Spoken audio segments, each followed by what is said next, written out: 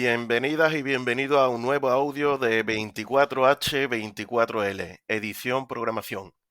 En este audio trataremos el tema de interfaz y experiencia de usuario, o más conocidos por sus siglas UI/UX.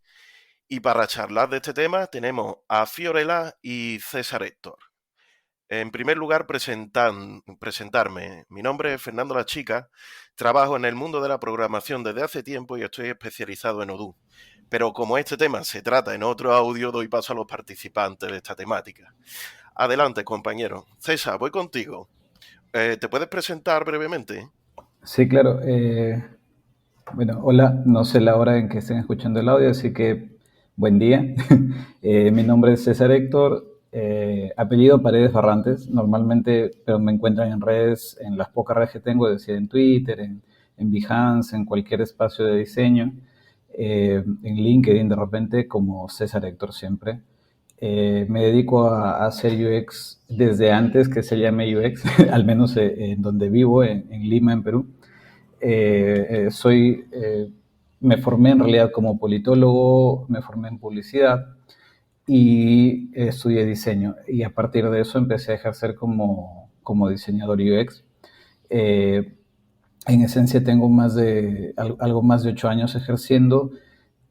Soy senior en realidad hace poco menos de 3 años, ¿no? Un poco más de 3 años. Ha sido todo un proceso interesante de aprendizaje, de amalgama de conocimiento, esencialmente eso. Y bueno, me conocen también como el diseñador más guapo del mundo. Ok, no, eso no, pero eso esencialmente, sí, en LinkedIn van a ver mi descripción si entran, tiene algo que ver con eso. Y nada, eso esencialmente. Estupendísimo, César. Bueno, Fiorella, cuéntanos, ¿quién eres? Buenas. Bueno, por mi lado, también al ser de Lima, la experiencia es muy similar en el sentido que César dice, soy UX antes de saber que existía el concepto de UX. Aquí demoró un poco más la llegada de realmente el concepto. Yo soy diseñadora gráfica de profesión, y estuve viendo lo que era mejoras de páginas web, por ejemplo, desde que culminé la carrera y ya con título como UX ya voy 6 años, 6, 7 años si no me equivoco. Yo también soy senior, es una carrera hermosa en realidad, es bien interesante, creo que lo más divertido es saber que vas a entrar a un nuevo proyecto y tener que reaprender cosas que normalmente no harías en otros campos, lo cual es bastante interesante. Eh, y nada, a mí me pueden decir verde también. No, creo que eso es todo. Muy bien, Fiorella Verde. Continuamos. En lo que sigue os voy a ir realizando una serie de preguntas, ¿vale? Todas ellas están relacionadas con vuestra profesión. Sentidos libres de contestar con más o menos detalle. Incluso si queréis aportar vuestras propias preguntas, pues nada, vamos colaborando. La duración de este episodio, eso sí, me han pedido que no supere 1 hora. Y nada, sin más dilación, vamos a ello con la primera pregunta, ¿de acuerdo? Como dice mi padre, un buen profesional valora mucho sus herramientas. Creo que en vuestro caso hay una variedad de productos, tanto de hardware como de software, que os sirve para desarrollar vuestro trabajo y talento. Fiorella, en este caso te paso la palabra, ¿vale? ¿Nos puedes comentar qué ordenador, qué dispositivos, programas te gustan más y una breve explicación de por qué los elegiste? Bueno, en cuanto al ordenador, es una MacBook. ¿Por qué es Mac y no Windows? En realidad por las limitantes que te ofrecen algunos programas especializados, como por ejemplo Sketch, que hasta ahora por el momento es solo para Mac. Y bueno, llegué al mundo de MacBook y me quedé porque me compré un iPhone y ya me quedé ahí para siempre. En cuanto al software para lo que es diseño, no diría que tengo bueno, mi favorito sería Xure, que es mucho más especializado incluso para llegar a un nivel de prototipo de muy alta fidelidad, pero en realidad se diseña en lo que necesita el proyecto, ¿no? Yo sí creo que al ser un trabajo, lo que es experiencia de usuario que va del lado de desarrollo, lo que sirva más para el proyecto, lo que sirva más para el cliente, al final es la herramienta que más conviene utilizar. cuando empezamos, me imagino que César incluso hemos usado Photoshop o Illustrator, porque antes no habían programas como los que hay ahora. Luego utilizar Figma, utilizar Axure, utilizar Sketch. Ya depende mucho de la necesidad e incluso del presupuesto que pueda tener el cliente en cuanto a manejo de credenciales para herramientas. Pero sí, mi favorita sí sería Axure. Es un poco de las más antiguas que hay, pero la que más disfruto porque puedes crear todos los escenarios y crear realmente todo el universo de la web que quisieras hacer, de la experiencia, con mucha más fluidez que te pueden dejar los otros aplicativos. Muchas gracias, Fiorella. Para mí es una ventana abierta del conocimiento, es un gran aporte. César, en tu caso, ¿nos puedes hacer una recomendación o explicarnos qué configuración utilizas tú?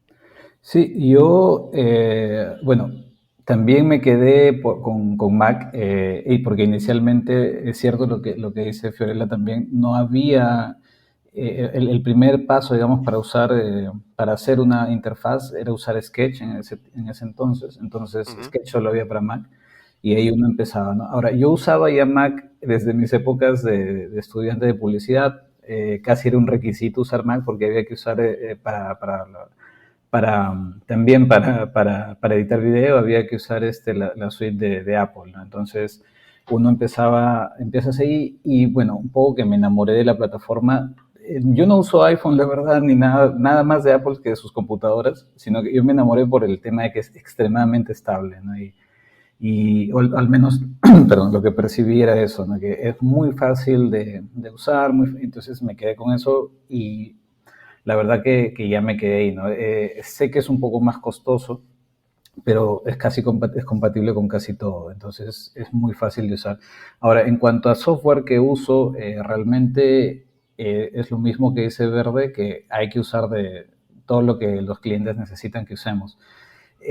Yo recomiendo mucho Protopie últimamente, que es una herramienta especializada en la interacción en sí. Entonces permite, por ejemplo, enfocarse en microinteracciones porque permite hacer animaciones de botones, un montón, y tiene una función que a mí me gusta mucho y que creo que a los desarrolladores les va a gustar más cuando se haga más extensivo el uso de este software, que se llama recetas o recipes en inglés, como ellos lo ponen. Entonces, estas recetas lo que hacen es darte ya todos los parámetros exactos como un handoff para el desarrollador, ¿no? Entonces, no es que el diseñador tenga que hacerlo también manualmente y estar ahí en idas y vueltas, sino que ya te sale la receta completa para que el desarrollador lo pueda hacer. Eso me encanta. Eso es ahora en el lado de interacción.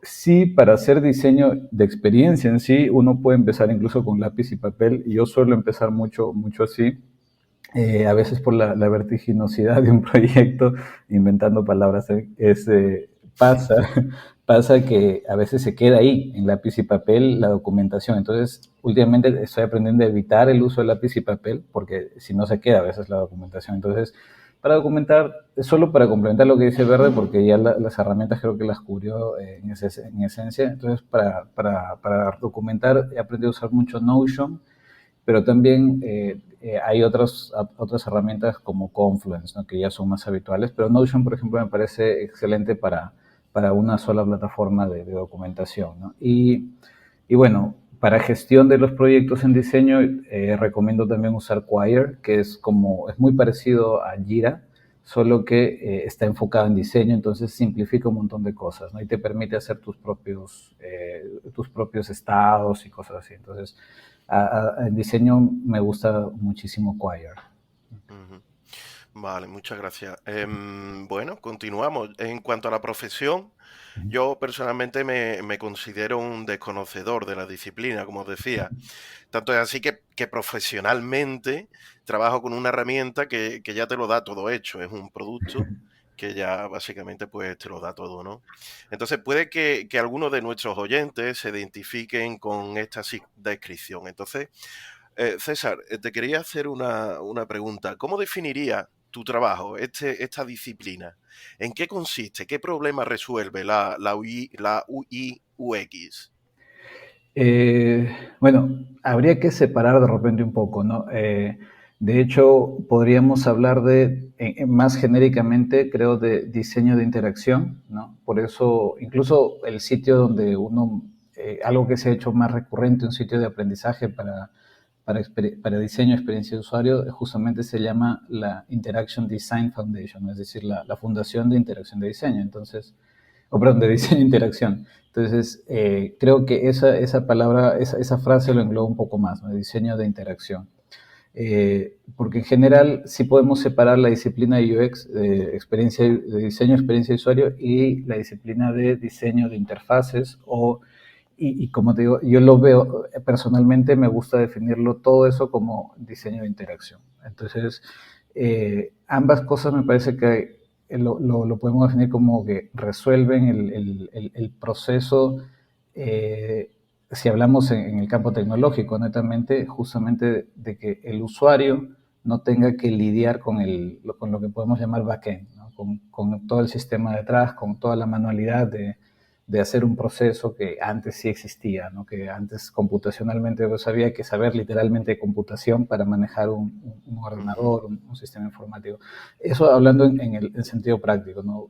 Creo que una definición más abstracta puede ser más teórica, ¿no? Más compleja y envolver un montón de cosas más. Y yo la verdad es que no me animo a dar una definición, más allá del miedo a equivocarme, es que justamente hay muchas vertientes últimamente en diseño, hablando de experiencia de usuario, y yo no me animo por una. O sea, no una fijo, ¿no? Pero como te digo, Vale, para vale. mí está esa solución, ¿no? En sentido práctico eso es lo que resolvemos, que el usuario no sienta la tecnología que está detrás, sino que solo tenga que cumplir su tarea. Para mí eso es lo más importante, ¿no? O sea, como resolución de Ujú. problemas directamente. Fiorella, ¿y en tu caso? Bueno, yendo al lado más simple, cuando tengo que explicarle a alguien que conozco lo que uso es, seguro todos hemos visto esos posts que dicen 50 cosas que no tenías idea de cómo deberías estar usando, ¿no? Y te dice, tal caja tendrías que haberla estado abriendo así, o tal X producto tendrías que haberlo utilizado de esta forma. Y siempre se le echa la culpa al usuario.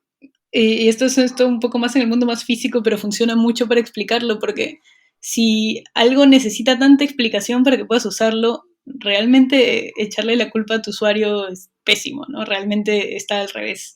Si algo no es fácil, no es realmente usable. Entonces, para mí la experiencia de usuario, y luego trasladándolo al mundo virtual, que es donde al menos más lo he aplicado yo hasta ahora, es justo eso, ¿no? Crear algo, crear un producto, que también viene el término de diseño de producto, pero bueno, también como dice César, no termino de ver en cuál de todas las ramas me voy a quedar, que realmente sea relevante para el usuario y que realmente sea fácil de utilizar, ¿no? Si yo entro a una web y no tengo la más mínima idea de cómo lograr hacer una cosa y te digo, voy a poner la explicación por ahí, voy a hacer tal otra cosa. O sea, empiezas a ponerle las piedras al usuario en vez de lograr que tu experiencia sea realmente fácil, que el usuario pueda pasar hacia lo que tenga que hacer y que ni siquiera tenga que pensar, oye, qué buena experiencia, sino simplemente que no piense nada. El usuario llega a la web, tiene su tarea que cumplir y la cumple sin ningún problema. Entonces, el diseñador de experiencia de usuario es el que se dedica a lograr eso, ¿no? ¿Y cómo logra eso? Hay un montón de etapas, la etapa de research, ¿no? La etapa de la estrategia, cómo vas a lograr que todo esto vaya sucediendo, y ya luego la etapa de diseño en sí, que es donde entraban las herramientas que habíamos estado explicando con César, e incluso algunas que van anteriores, ¿no? Como flujos, hablar con el equipo de desarrollo, ver cómo se va a lograr X funcionalidad, y luego, por último, lo que es ya la documentación para que todo quede bien explicado. Entonces, si bien es cierto, es bastante amplio, en realidad para mí el resumen es lograr que algo sea usable por las personas y no ponerle el peso de que el usuario aprenda. Buenísimas las explicaciones, Fiorella, César, me queda súper claro. Vale, continuamos. Yo creo que en todas las disciplinas, en todos los trabajos, se puede diferenciar un buen trabajo de un trabajo sobresaliente.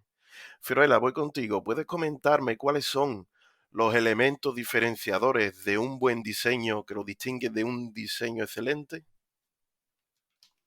Bueno, creo que lo que realmente hace que un diseño sea excelente es Para empezar, estamos en el campo de diseño de experiencia de usuario. Generalmente entramos, por ejemplo, a LinkedIn y vemos cuál experiencia les parece mejor, ¿no? Y te ponen 2 posts y que la gente decida y en base Ujú. a conocidos vamos escogiendo qué cosa es mejor.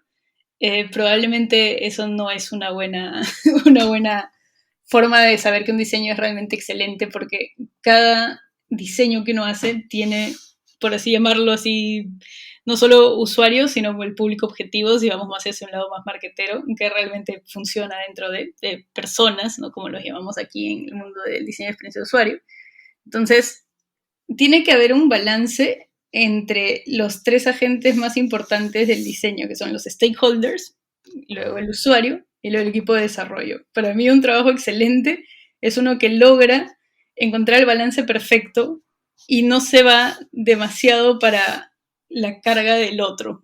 A mí siempre me interesa mucho el lado de que el trabajo sea factible y que al ser factible no significa que estás dejando de hacer algo que sí funcione para el usuario. Para mí tiene que ser un balance perfecto y lograr eso hace que el trabajo sea excelente.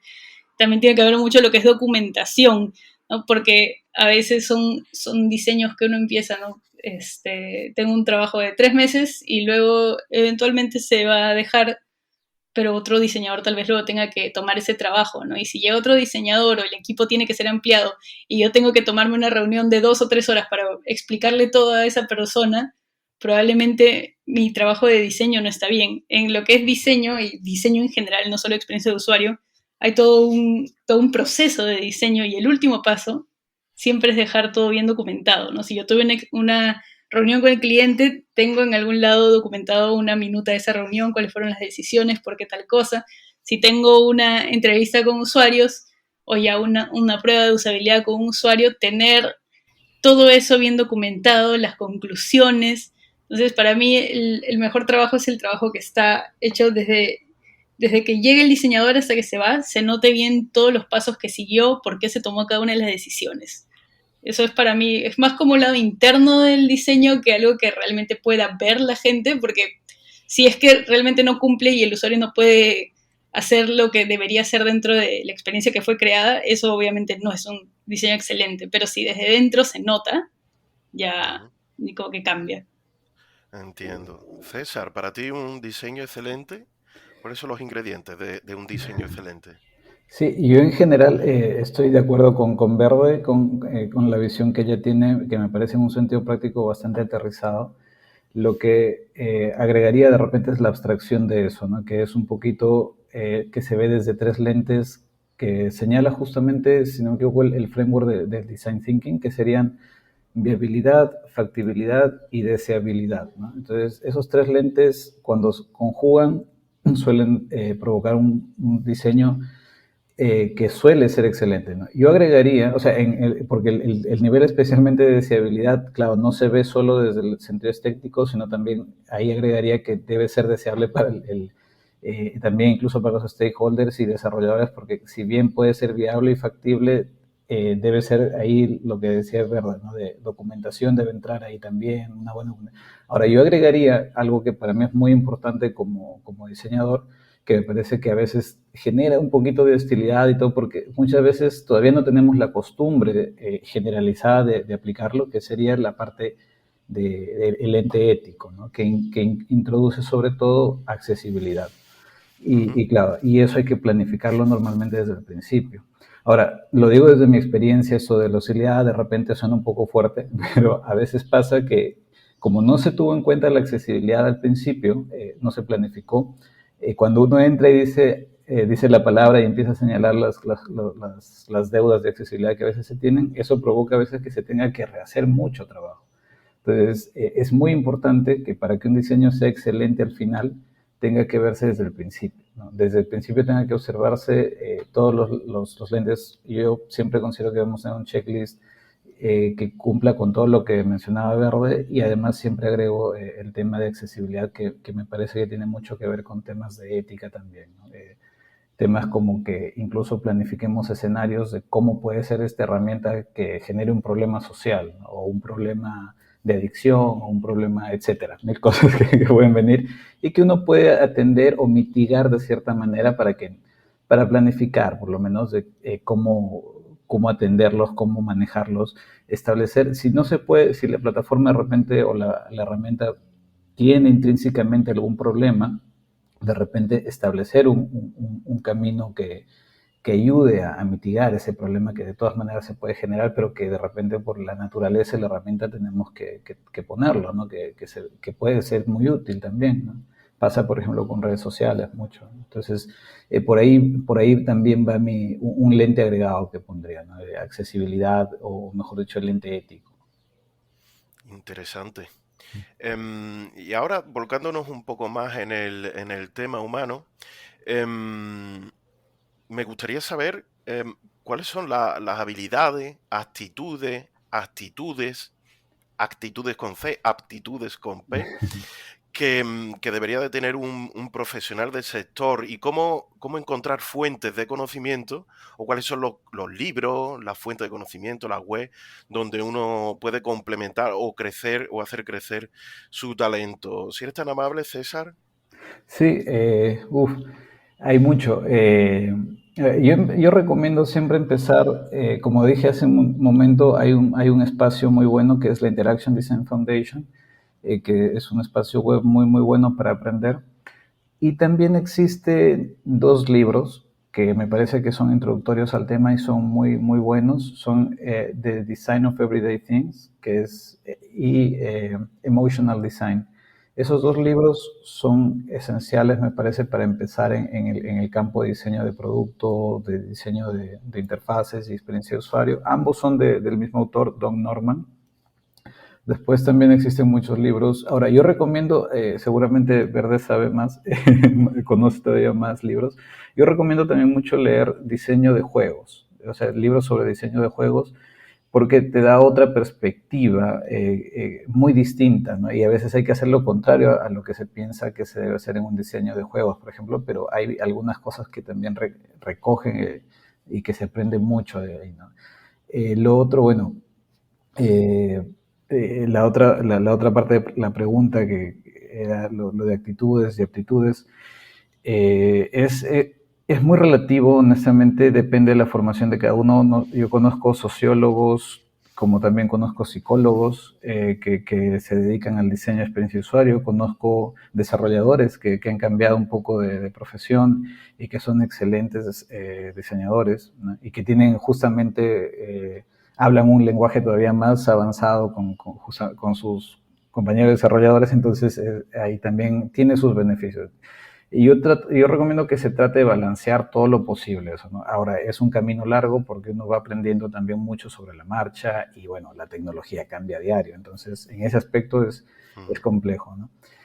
Sí, para experiencia de usuario hay que tratar de tener una apertura muy grande a aprender todo el tiempo, ¿no? Uno tiene que dejar el ego lo más lejos posible, acostumbrarse a que te van a dar duro. La mayoría de veces el primer diseño, la primera iteración de diseño que uno hace suele ser destruida por los usuarios cuando se prueba como que esto no sirve para nada, ¿no? Y tienes que escuchar. Entonces, eso, por ejemplo, es algo muy, muy importante, ¿no? Que nos ha pasado varias veces. Es lo normal, digamos. Entonces, me ha pasado también conocer un muy buen diseñador que puede ser por ahí que justamente le cuesta esa parte, ¿no? Que de repente, y no lo toma necesariamente mal, sino que siente que está haciendo un mal trabajo, ¿no? Y le preocupa que incluso lo puedan despedir y se estresa, ¿no? Y hay que, en ese aspecto sí hay que guiarlo y decirle, eso suele pasar cuando el diseñador es junior o recién o viene cambiando de carrera y está acostumbrado a una exigencia en la que no se permiten errores, ¿no? Y justamente el diseño es equivocarse mucho y entender que es parte del proceso de diseño. Perfecto, perfecto. Fiorella, en tu caso, pues eso, cómo afilas el hacha, que se dice, ¿no? ¿A dónde vas a aprender y sobre todo el modo en el que aprendes y puedes desarrollar tu talento? ¿Cuáles son los factores humanos y cómo se puede mejorar eso? Fiorella, en tu caso. Ujú. Bueno, en cuanto a los libros, en realidad, como para terminar la idea de César, definitivamente The Design of Everyday Thing de Tom Norman, ¿no? Que fue prácticamente el creador de todo este concepto de diseño y experiencia de usuario. Solamente le agregaría Don't Make Me Think. Era Ujú. de Krug, no me acuerdo el nombre de Krug, pero era Don't Make Me Think, que es otro libro también como para iniciar. Y yendo más a lo importante, ¿no? A cómo es que va creciendo el conocimiento. Lo más bonito de la experiencia de usuario es que puedes venir casi desde cualquier rubro, como decía César, ¿no? Hay sociólogos, psicólogos, desarrolladores, diseñadores, puedes venir casi de cualquier carrera y tratar de ver cómo ir creando tu línea en base a qué habilidades has ido construyendo de las carreras que ya hayas tenido antes. Sí me parece importante que el diseño de experiencia de usuario no es algo que haces desde el inicio, sino que vienes de una carrera. Siento que eso te da un poco más de habilidades, por así llamarlo.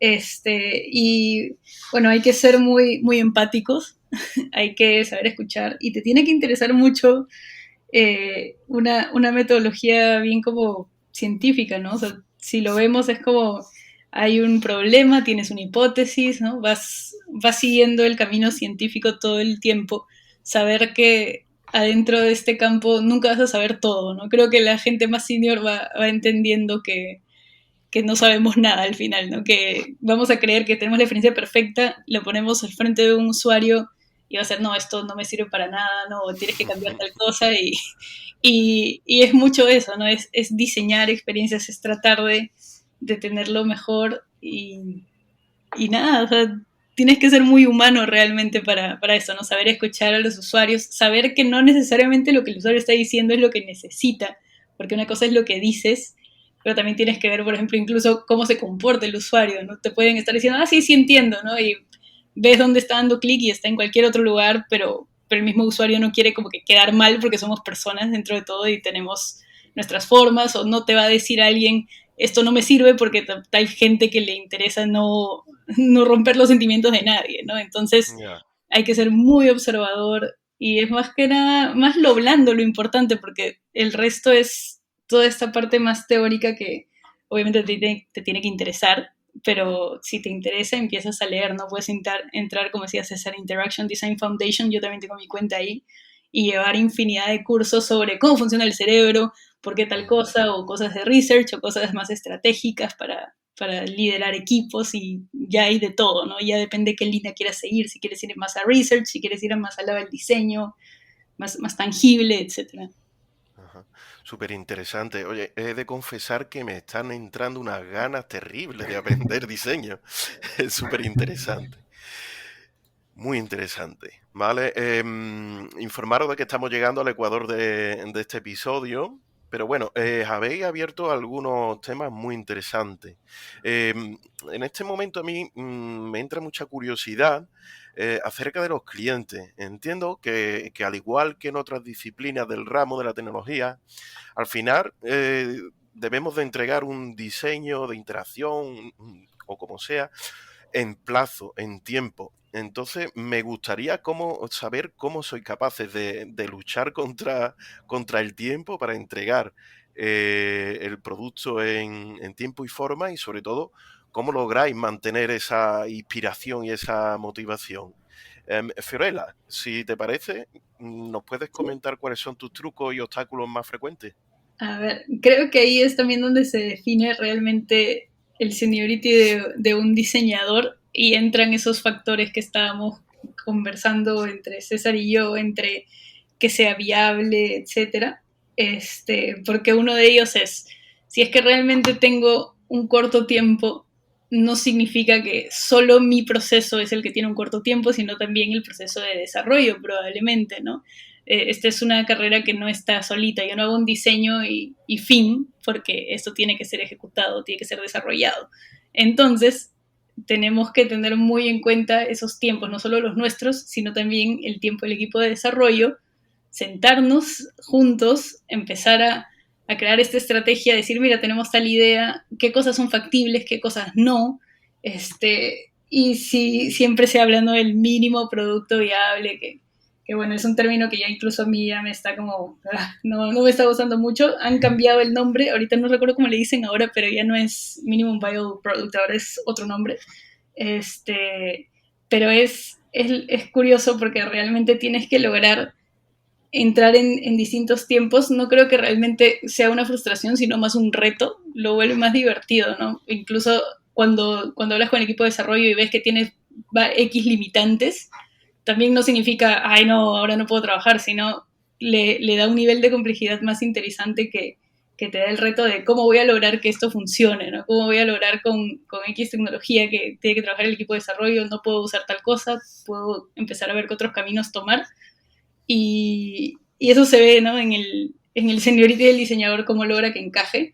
Realmente creo que es siempre estar abierto a ver distintas cosas en el día a día, ¿no? Ver distintas experiencias, seguir leyendo, ver distintos blogs, etcétera, para siempre mantenerse fresco, que es lo más importante cuando ya sabemos que tenemos un corto tiempo, sabemos que el equipo de desarrollo puede hacer una determinada cantidad de cosas en el tiempo, y tratar de ver cómo encajar eso es más que nada la práctica que ya tenga el diseñador, ¿no? Si eres muy nuevo, probablemente te cueste un poco más y digas, oye, no, solo tengo un mes para hacer esto, ¿cómo voy a lograr meter todo el proceso de diseño? Pero también es que el proceso de diseño no es tan estricto de tal cosa tiene que durar tanto tiempo, sino que va más del lado de, soy un diseñador y, por ejemplo, sé que existe X cosa que puedo hacer, ¿cómo la puedo mejorar para que sirva en mi proceso, ¿no? Yo tengo solo un mes, no voy a tener un research de 10 semanas porque ya no funciona, ¿no? Entonces puedo tener 5 entrevistas, tratar de hacerlas la primera semana, con 5 entrevistas es totalmente factible hacerlo, luego hablar con el equipo de desarrollo, ver las cosas que han salido, hablar con los stakeholders, mostrarles el plan, tratar de hacer todo para que encaje dentro de mi proceso y también agarrar distintas metodologías y no decir, ay, yo solamente estoy aplicando, no sé, Lean UX y de esta forma funciona, o voy a aplicar Design Thinking de la forma específica que está hecho, sino que ir agarrando distintas metodologías y ver qué parte de cada una te sirve para tu proceso. Yo creo que eso es lo más importante, esa flexibilidad para lograr que logres el proceso completo dentro del espacio que realmente tienes. Ajá, estupendo. César, bajo tu punto de vista, ¿cómo gestionas el tiempo? ¿A dónde vas por tiempo? ¿Cómo encuentras esa motivación, esa inspiración? Me gustaría saber tu opinión. Ahí es también un poco complicado. Es cierto también lo que dice Verde. De hecho, eh, alguna vez nos ha tocado trabajar juntos, así que lo hemos sufrido como equipo. Pero, o sea, no sé si la palabra clave no es realmente sufrir, porque como dice Verde, puede ser muy divertido. Y lo que agregaría es justamente cuánto tiempo tienes para tratar de hacer un balance entre innovación y proceso, ¿no? O incluso manejar la consistencia del diseño y todo. Entonces, yo creo que ahí justamente está la motivación para tratar de hacer lo más rápido y mejor posible las cosas, ¿no? En tratar de encontrar ese punto creativo que es lo que más se puede parecer al arte, digamos, en diseño, que en realidad diseño no tiene nada, no es arte, no es que no tenga nada, no es arte, ¿no? Pero en sí te da ese punto, esa sensación de arte cuando logras hacer ese balance, y eso, por ejemplo, a mí me motiva a nivel individual, ¿no? Pero aparte, manejar los tiempos siempre es complejo, ¿no? A veces hay que dejar muchas veces o cambiar el proceso, o compactarlo lo más posible. Me ha pasado mucho que hay que saltarse algunos procesos que para mí serían esenciales, pero por el tema te meten en un tren de movimiento, ¿no? O sea, te meten en un proceso que ya está en curso y no se puede pausar para hacer, por ejemplo, nuevos flujos o revisar los flujos, no, hay que mandarse a hacer directamente los wireframes para la próxima UI, ¿no? Entonces, uno se las agencia de alguna manera. Cuando ya tienes cierta experiencia, hay patrones que suelen cumplirse, entonces se te hace más sencillo eso y tratas de manejar los tiempos. Pero a mí me ha pasado que por la forma del proyecto hay que hacer horas extra muchas veces, ¿no? O sea, hay que mandarse hasta la noche y eso sí es complejo. Pero como te digo, la motivación es esa, es encontrar ese espacio de innovación creativo, y muchas veces cuando te mataste haciendo todo ese proceso que te tomó más tiempo el que necesitabas, o a veces el cliente no se entera que agarraste e hiciste 4 horas extra porque querías completar el diseño y ya no te quedaba más tiempo. Pero cuando ya lo ves hecho y más que al cliente, al usuario le gusta y se convierte en un éxito el diseño en ese aspecto, ya te sientes motivado otra vez, ¿no? O sea, es como todo esto valió la pena, ¿no? Y es chévere, sí, esa sensación es la que creo que es el mejor motivador. Se entiende perfectamente. Continúo contigo, César.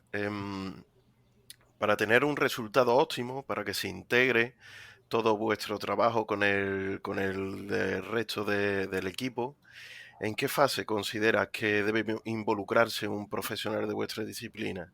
¿Sería interesante que participara desde un inicio, desde los primeros contactos, o debemos de tener un poco los requisitos más claros? Porque, claro, luego supongo que dependiendo de ese momento en el que participemos, pues los programadores luego tendremos algunos fallos típicos o alguna cuestión. Me gustaría que contestara esas dos preguntas. ¿Cuáles son los fallos típicos de los programadores y si está vinculado en cierta manera al momento en el que se incorpora un profesional de vuestra disciplina?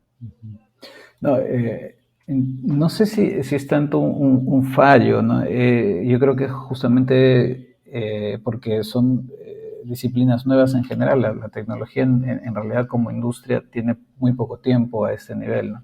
Entonces, yo no diría tanto que es como un fallo, sino que es parte de la adecuación y lo que nos hace falta en sí o es una carencia que tenemos muchas veces, tanto diseñadores como desarrolladores, que no hablamos el mismo lenguaje, ¿no?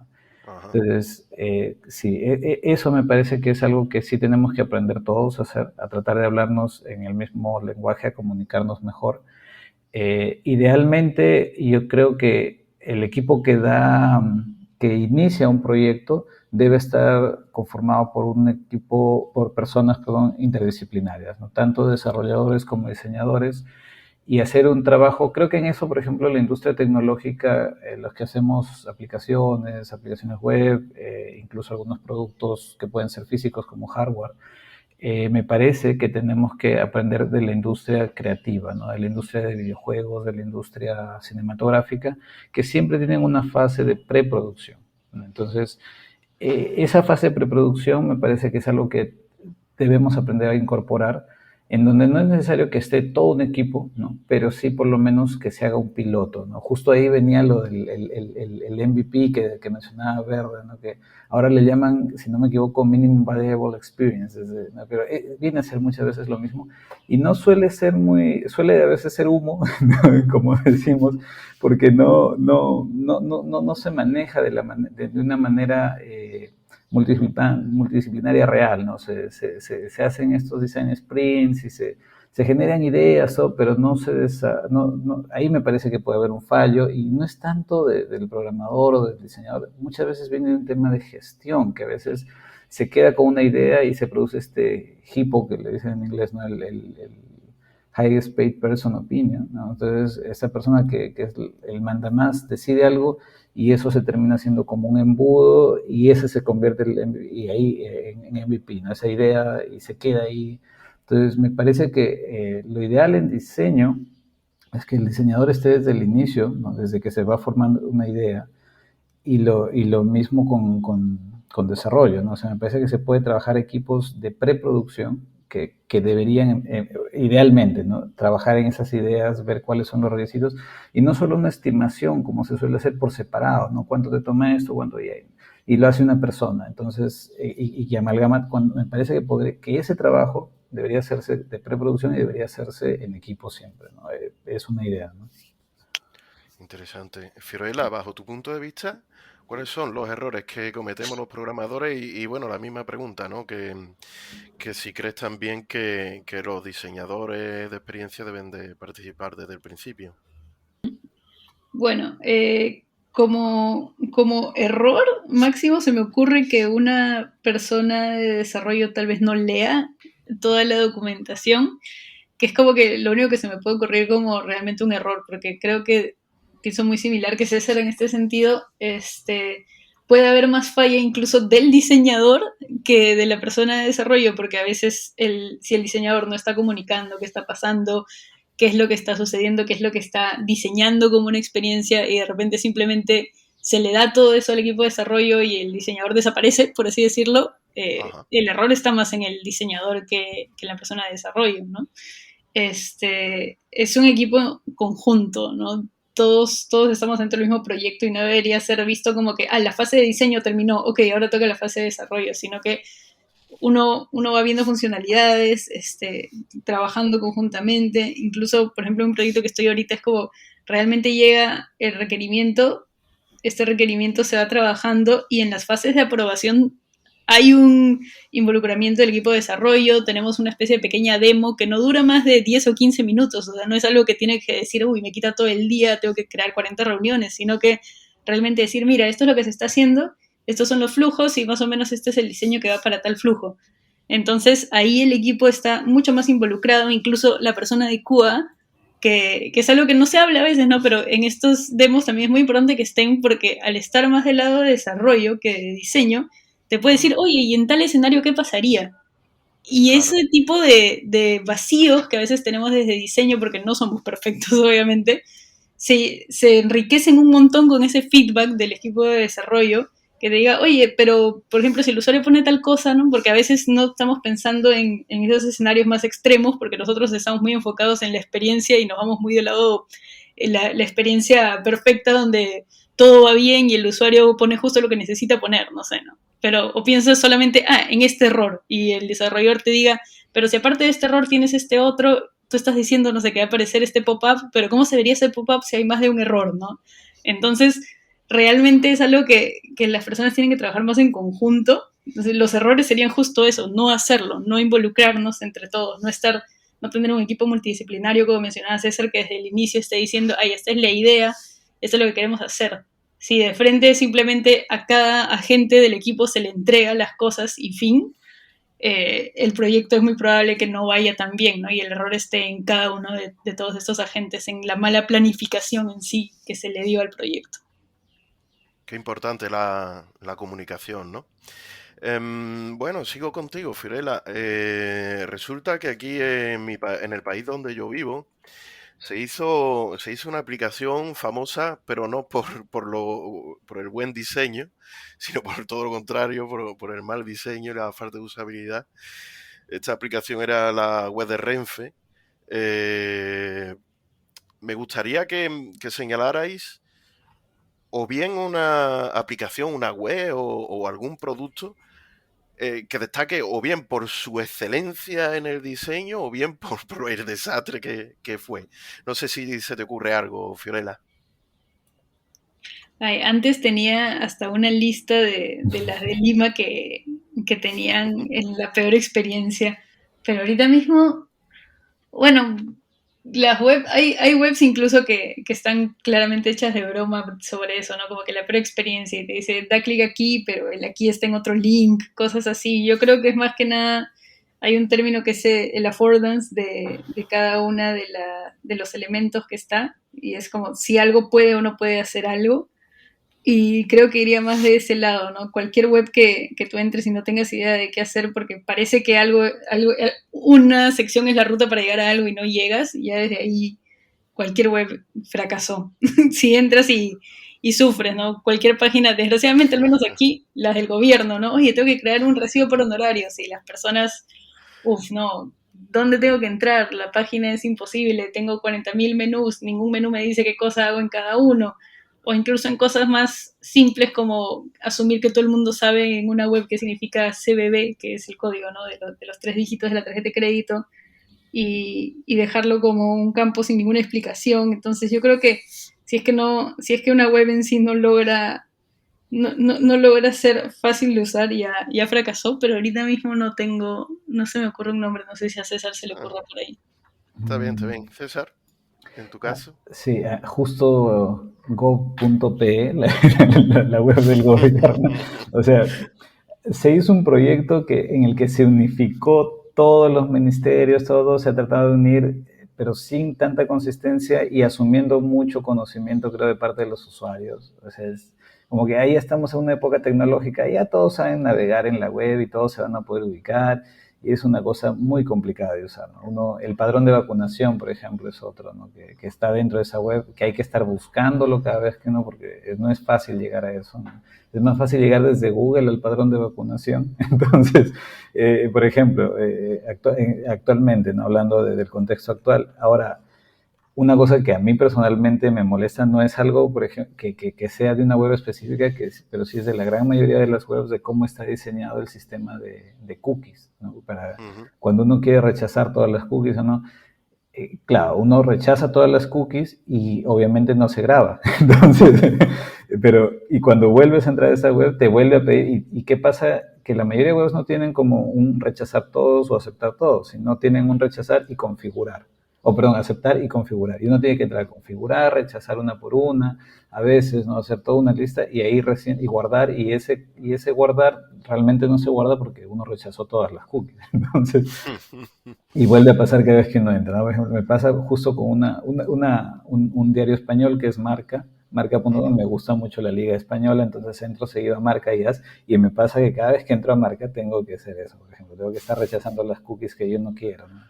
O cosas así. Ahora, ya a veces uno ya se rinde y eso, por ejemplo, me parece, y aceptas todo porque ya no te queda de otra. Entonces, eso, por ejemplo, es un tema que incumple un montón de parámetros que a más allá de que la web esté mal. Una cosa, por ejemplo, que también es que me parece muy peligrosa son estas aplicaciones que puedes usar mientras estás en movimiento. Es decir, por ejemplo, tienes que separar una cita y puedes usar la aplicación mientras estás manejando, ¿no? Conduciendo un auto. Y eso es muy peligroso. Entonces, por ejemplo, eso me parece que, más allá de que puede ser fácil de usar o no, me parece que hay que tener muy en cuenta que si yo, por ejemplo, le estoy pidiendo la ubicación que puedo monitorear la ubicación al usuario, me doy cuenta cuando está en movimiento, cuando está manejando, cuando está con el celular conectado al vehículo. Entonces, en ese momento no debería dejarlo hacer eso, ¿no? Entonces, ese tipo de cosas, por ejemplo, me parecen importantes observarlas, ¿no? No WhatsApp, Facebook se convierten en un peligro constantemente porque la gente está texteando y chocando el carro, ¿no? Y eso sí. Vale, estamos llegando al final de este audio, nos quedan unos 10 minutos. Vale, y bueno, antes de entrar, para que nos digáis vuestros enlaces a vuestras redes sociales, me gustaría haceros una última pregunta. No sé si os pasa, pero al menos en mi caso sí, y es que antes de que llegue el fin del último proyecto ya tengo en la cabeza el siguiente. Algún curso que tomar, alguna habilidad que entrenar o incluso realizar algún tipo de side project. En vuestro caso, César, ¿qué te gustaría aprender o qué retos son los que te gustaría afrontar a medio o largo plazo? Uy, la palabra sería convertirme en algún momento en un polimatía de la tecnología, ¿no? Grande. Sí, sí. Creo que eso lo haría, no sé, cubre todo lo que me gustaría hacer. Sí, sí. Sobre todo me gusta el área mucho de diseño de interacción estética, ¿no? Lo de juegos, por ejemplo, ¿no? Que le llamo interacción estética por un tema técnico que se me hace difícil decir juegos así en frío, pero me parece que por ahí es mi siguiente paso, pero como digo, me encantaría hacer un polimatía de tecnología. Muy bien. Fiorella, en tu caso, ¿algún reto que te gustaría acometer a medio o largo plazo? Bueno, actualmente estoy bastante en lo que es UX. Quiero seguir aprendiendo más de Service Design, que también está muy, muy relacionado, pero que es un universo un poco más grande. Y también el lado del liderazgo, ¿no? Porque sí, sí me gustaría liderar equipos de diseño y ver más el lado de la estrategia desde ese arista. Eso es como que más lo que quisiera hacer para más adelante. Liderazgo, comunicación, muy importante. Vale. Pues estamos llegando al final de este ratito, que por cierto, daros las gracias, por supuesto. He aprendido muchísimo. Me gustaría seguir aprendiendo de vosotros y para ello, pues me gustaría tener unos métodos de contacto, alguna web, redes sociales que utilicéis, algún podcast. ¿Dónde os podemos encontrar, Fiorella? Bueno, a mí actualmente por LinkedIn es el medio más sencillo. No, no tengo una web por ahora, pero tal vez para más adelante hagamos nuestro podcast con César, quién sabe. Sí, sería chévere. Eh, sí. No, Adelante, adelante. sí, no, iba a decir que justo yo también no tengo mi web actualizada. Se quedó en un pedazo de texto que decía que estoy muy ocupado porque estaba muy ocupado. Pero, pero sí, justo estoy en proceso de rediseñar. Mi web es mi nombre, cesarhector.com. Y lo mismo me encuentran en Twitter y en LinkedIn como César Héctor. No tengo más redes sociales. De repente, si les gustan los libros, me encuentran en Goodreads, que también estoy ahí compartiendo. En Behance se encuentra en realidad mi portafolio fotográfico. Es medio complicado subir algunos proyectos. Estoy justo en ese proceso porque no los voy a poner en Behance, sino de repente en Dribbble y en otro lado. Behance me gusta más para fotografía, no sé, es un tema de experiencia individual, pero en general me encuentran desde mi web. Si me encuentran como cesarhector.com, ahí están enlaces a LinkedIn, a Twitter, y los voy a ir actualizando. Y mi correo electrónico es hola@cesarhector.com. Hola, y hola de saludo, no la de mar, entonces solo es con H. Entonces, nada, me escriben, y si alguien quiere contactarme, conversar sobre temas de diseño, sobre juegos, sobre libros, ahí encantado. Pues muchas gracias.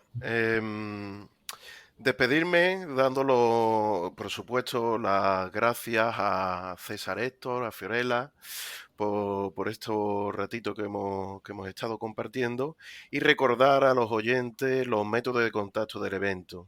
La web 24h24l.org, en Twitter @24h24l1, y en Telegram también tenemos cuenta en @evento 24h24l. También en Mastodon @24h24l. Y sin nada más, pues desearos que pasen un buen día y que continúen viendo, escuchando nuestros episodios de 24h24l. Muchas gracias por vuestra participación y nada, nos vemos en la próxima.